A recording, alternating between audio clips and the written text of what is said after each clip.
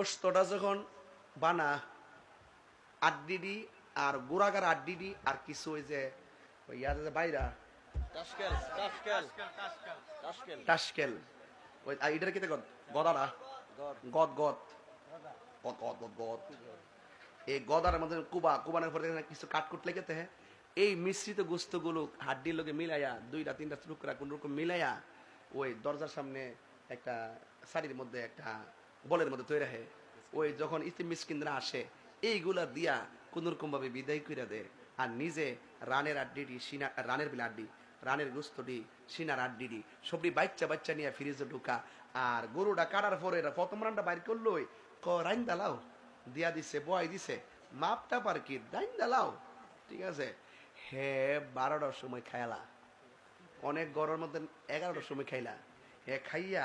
সাদা একটা লুঙ্গি ফুইরা কম্মর মধ্যে গামছাড়া বাইন দেয়া আর সেন্ট পেটে গেঞ্জি লাগাইয়া রাস্তা দিয়ে আড়ে আর খিলাইল করে ওই বেড়া দেখে যায় গরিব দেখলি তারা খাইস না আমি খাইয়া হওয়ান গেলি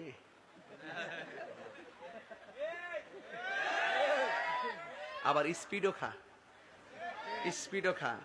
কেমনে রে খা এতিমের মুখে আর গরিবের মুখে যখন গোস্তের গ্রান্ডা লাগে তুই যদি গরিব হইতে বুঝলি পেটের খিদা কি জিনিস আপনি যদি গরিব হইতেন আর আপনি যদি মানুষের দরজায় দরজায় এক টুকরা গোস্তের জন্য যাইতেন সেদিন বুঝতেন গোস্ত খাওয়ার স্বাদের যে আকাঙ্ক্ষা কত প্রবল আপনি কেমনে মুখের মধ্যে খাবারটা 10টায় দিয়ে দিলেন আর গরিবের জন্য আড্ডি উড্ডি গুড়াগাড়া রাখলেন আপনি তো সুষম বন্টন নীতির আলোকে জাকাতও দিতে জানেন না গোস্ত বন্টন করতে জানেন না কথা বলেন ঠিক না বেঠিক এই ফ্রিজের মধ্যে ইচ্ছা মতে নিয়া পলিথিন দিয়া বাক্স করে বইরা তৈরা হে 8 মাস 9 মাস খাইবার লাগিয়া এমন কিছু লোক সমাজে আছে না নাই এই বুইয়া বাড়ির গরুটা 1,20,000 কিনছে আমি এলাম চৌধুরী সাহেব আমি 1,60,000 না কিনলে কি বেড়াইতে আমার চৌধুরী কইব মানুষের দেখাইবার লাগিয়া গরু কিনতেছে মানুষের দেখাইবার লাগিয়া গরু কিনতেছে কিন্তু আল্লাহর সন্তুষ্টি নাই কথা বলেন ঠিক না বেঠিক এই আল্লাহর কাছে একমাত্র পৌঁছে বান্দার তাকওয়া গোশতও পৌঁছে না রক্তও পৌঁছে না এই জন্য কুরবানির গোশত কুরবানির পশুর গলার মধ্যে ছুরিটা চালাইবার আগে আপনার ভিতরে যে আমিত্ব অহংকার রিয়া গীবত হিংসা সবগুলোর আগে জবাই কইরা আল্লাহর সন্তুষ্টির জন্য জবাই করতে হবে কথা বলেন ঠিক না বেঠিক আরো বড় করে বলেন ঠিক কি না আপনার ছেলে মেয়ে থাকলে মেয়ের বাড়িতে গোশত পাঠাবেন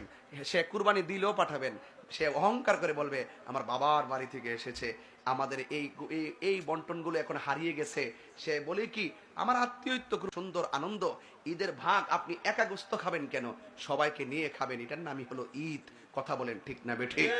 তাহলে যুবক ভাইরা আমার আজকের যে কথাগুলো আমি সংক্ষিপ্তভাবে বলার চেষ্টা করেছি রাত্র বেশি হওয়ার কারণে এক ধারাবাহিকভাবে কুরবানির ওয়াজটা করার উদ্দেশ্য হলো সামনে কুরবানি আসতেছে এটাকে ইতিহাস এই ইতিহাসটা আমরা হৃদয়ে লালন করব আপনারা জবান খুলে বলুন অন্তরে একজনের ভয় লালন করব জবান খুলে বলুন তিনি কে আল্লাহ